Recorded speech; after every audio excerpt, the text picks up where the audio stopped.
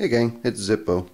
I'm stuck in the house today with a 24-hour flu bug that my mother was kind enough to give me. So I thought I'd take a little bit of time, show you guys a couple of new additions to the firearm family. Of course, I'm always looking for any of the North American Arms minis that I don't already have, and I finally got this little guy right here. This would be pretty close to the last one I'm going to get till they come out with a new release. And they don't make too many of these. They make a select number a year, and they're distributed sparingly at best. But there she is. It's my smallest North American Arms.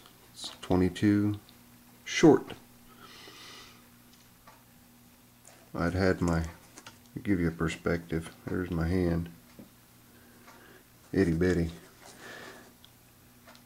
You can see that it is unloaded and it's in the safety notch. On a 1/8 inch barrel.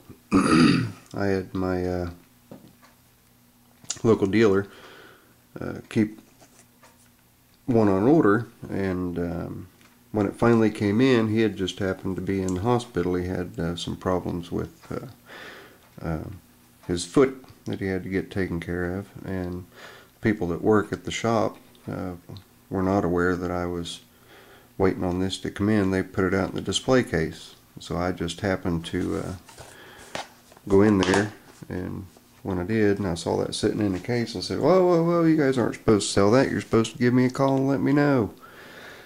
Guy behind the counter, well, what's your phone number? I'll call you, let you know we got one. But anyway, got my 22 short, and then I took a couple of guns that didn't really have any value or meaning to me or anything like that, in on trade yesterday, or a day before yesterday. Long story short, when I was a kid, about 8, 9, 10 years old in that time frame, I used to spend the summers out in Moorhead, Kentucky on my Uncle Tubby's farm. That's where my grandmother lived, on my dad's side. Excuse me. And we'd always go frog gigging at night, only our gig was a 22 Ruger 1022 rifle. Well, we had a horn that we'd blow to get everybody to come back onto to the house. My uncle was a tobacco farmer, and there was a lot of acreage that he owned.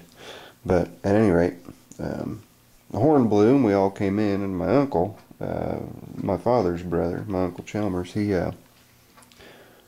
caught us a snapping turtle. And he shot it to kill it, and it didn't die. So he called all of us kids in to come in and take our turns. And what we wound up using was Ruger Mark I. Of course, you got to figure this is back in the 1970s. So I was, 8, 9, 10 years old in that time frame. And ever since that time, I've wanted a Ruger 1022. That's what we used to get our frogs with, and it was my father's. Of course, when my parents got divorced, I never saw that rifle again. But I got my Ruger 1022 rifle last year, and finally decided to go ahead and do some bartering there at my local gun dealership, or my local gun shop rather, and picked myself up a Ruger Mark III. And I had one in particular I had my eye on pretty good, and went in there, and this is it. This is her. So, check to make sure we're empty. No shell in. Magazine's empty.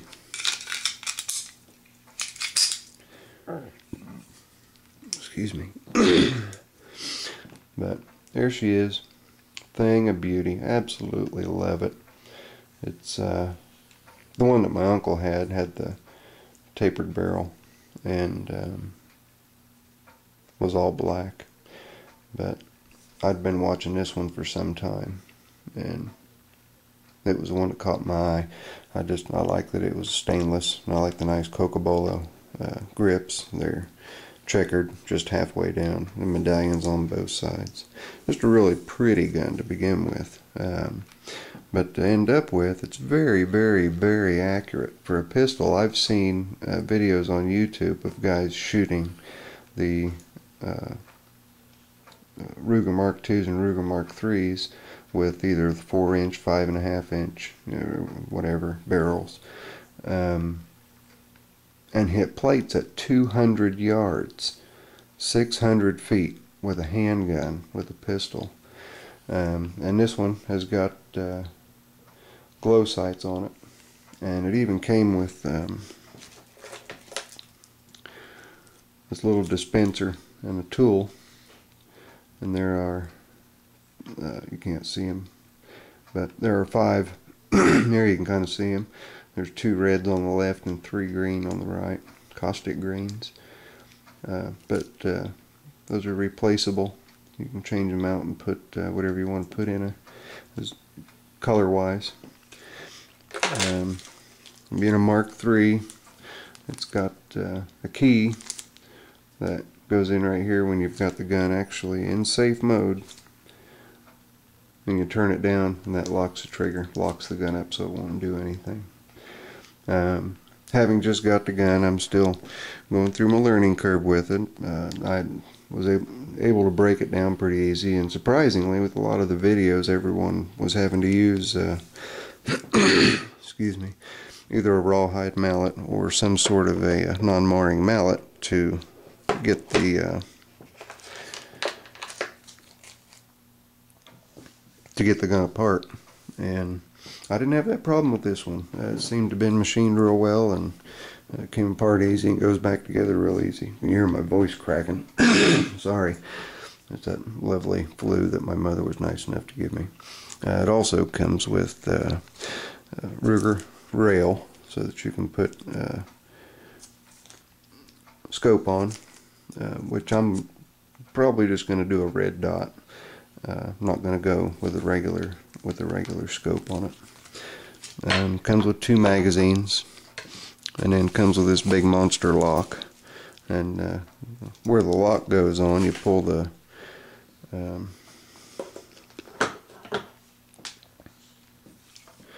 just pull all the way back, and then you've got this gap in here. Well, that's where that lock goes.